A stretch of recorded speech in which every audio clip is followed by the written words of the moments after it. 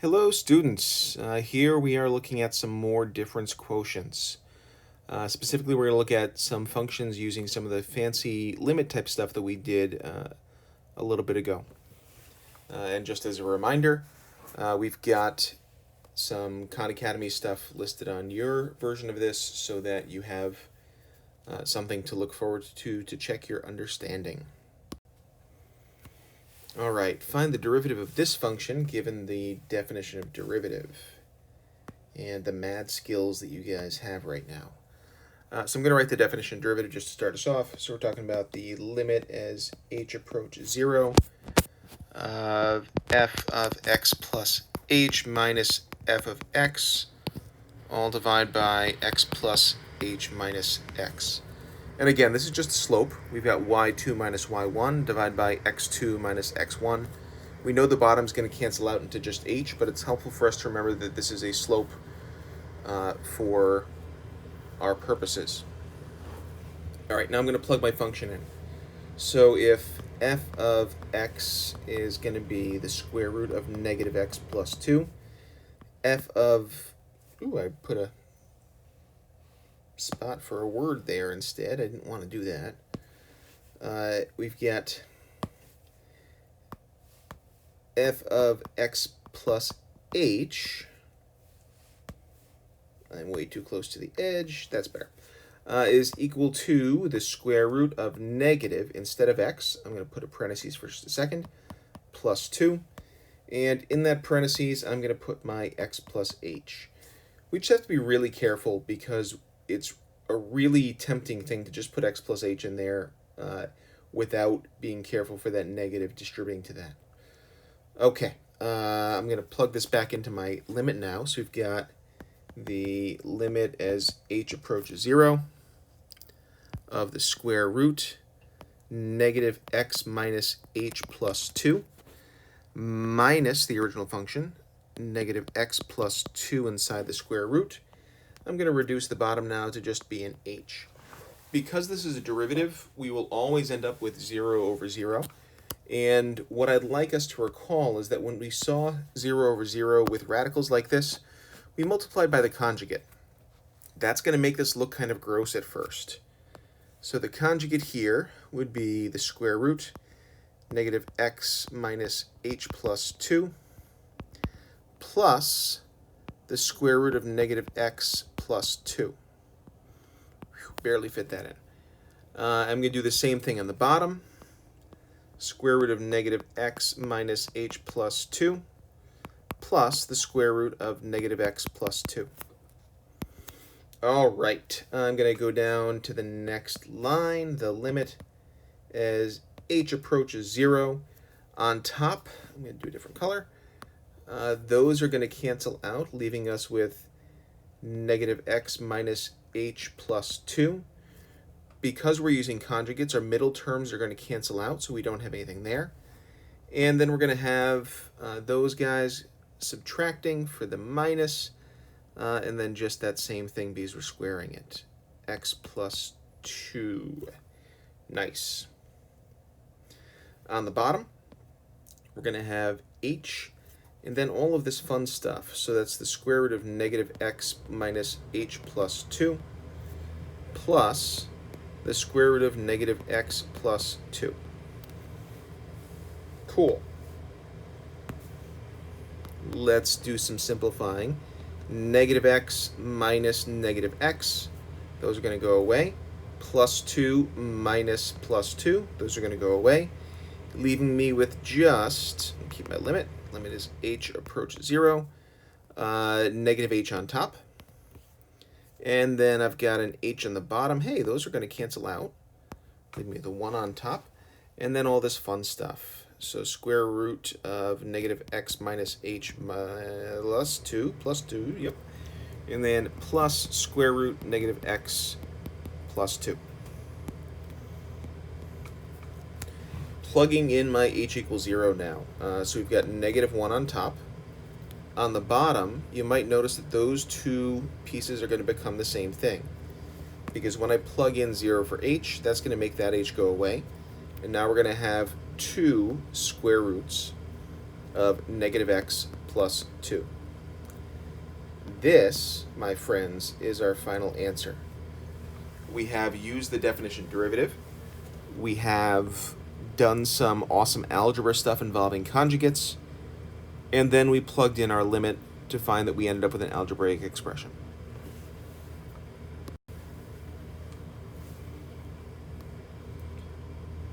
We're going to talk for just a minute about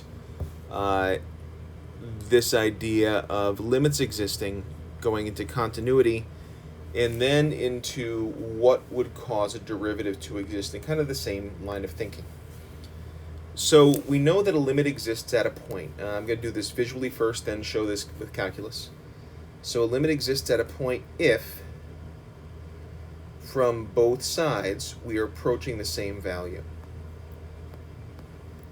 There can be a hole there can be a point there could be a hole and a point defined differently, but for a limit to exist, the limit as x approaches a from the left of a function must equal the limit as x approaches a from the right side of a function. We then added continuity to this.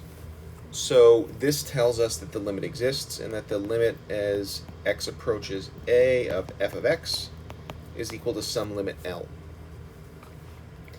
For the function to be continuous, we have one more step that we have to apply. Because for continuity, we need both sides approaching the same thing, but we also need that point to be filled in. We can't have continuity if we don't have the limit and the function being the same value. So for continuity, we're going to add one step, which is that the value of the function at x equals a must also equal L. Sometimes we write all of this into one statement, which is that continuity happens if the limit as x approaches a from the left of f of x is equal to the limit as x approaches a from the right of f of x is equal to f of a. If you're asked to justify why something is continuous, you must show all of these calculations. So finally, we need to think about a derivative existing at a point. With continuity, it was about gaps in our graph. So if we're talking about how to find the slope of a tangent line, here's the first thing I want us to look at. If I have a graph that looks something like this, if I asked you to find the slope at the tangent of this point, my hope is you say something like, well, which point do we want? Do we want the point that exists or the point that we approach? And the truth of the matter is, for a derivative to exist, we cannot have a limit not existing. In fact, it's going to go one step further, because even if we had this graph here, if I asked you to find a tangent line through a point that doesn't exist, or through a point that's all by its lonesome, that doesn't work either. So it's not only enough that the limit must exist, but for a derivative to exist at a point, we must be continuous. So I'm going to start that off as part one. We must be continuous at that point. The second part of this is all about slopes. So if I take a look at a couple of possibilities. The derivative exists here because as I approach from the left, as I approach from the right, we're approaching the same slope on both sides, which is horizontalish. For something like this, the slope on one side is positive, the slope on the other side is negative. What the heck happens up at the top if that's a pointy thing instead of a smooth thing? This adds a new twist to this, which we're going to call differentiability.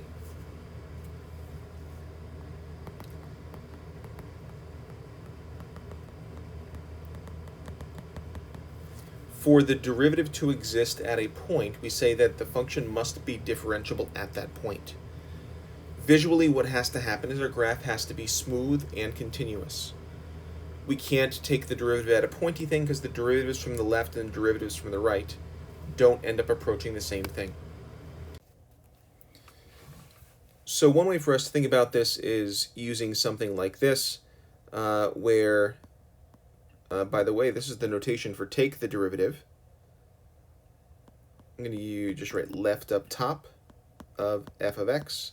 So the derivative from the left must equal the derivative from the right. This means take the derivative of f of x, and I wrote the word left just to kind of show that we're talking about the left, and I wrote the word right to show we're talking about the right. There are a lot of different clunky notations that people use for this, none of which are particularly great.